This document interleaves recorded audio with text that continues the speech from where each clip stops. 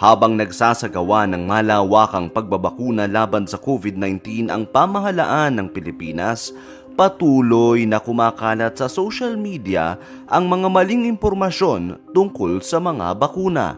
Maaari raw bang mamatay ang mga matatanda matapos mabakunahan?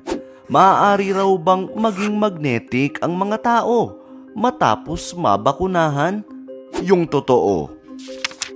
Una, sinabi sa isang video na maaari raw mamatay ang mga matatanda dahil sa bakuna laban sa COVID-19. Yung totoo. Walang ebidensya na namatay ang matatanda dahil sa bakuna.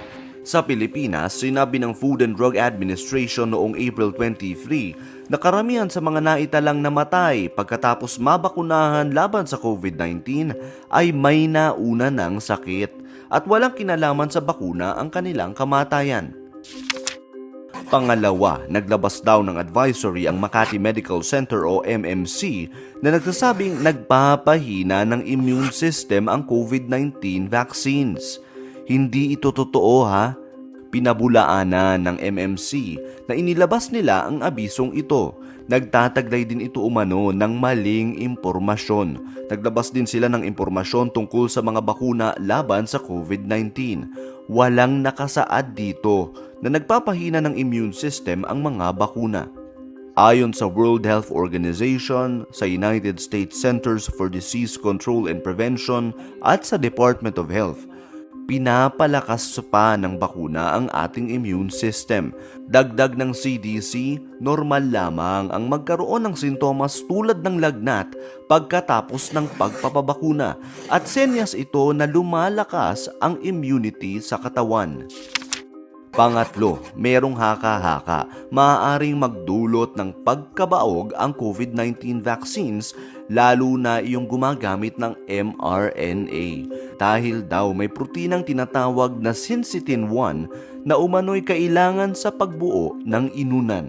Kapareho raw ito ng spike protein ng SARS-CoV-2 na nilalabanan ng antibodies na dulot ng mRNA. Totoo ba ito? Hindi.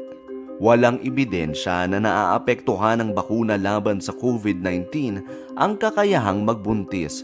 Magkaiba ang syncytin-1 at ang spike protein ng SARS-CoV-2.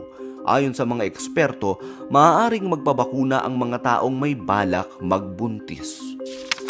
Pang-apat, may sabi-sabi ring nagiging magnetic daw ang mga taong nabakunahan na.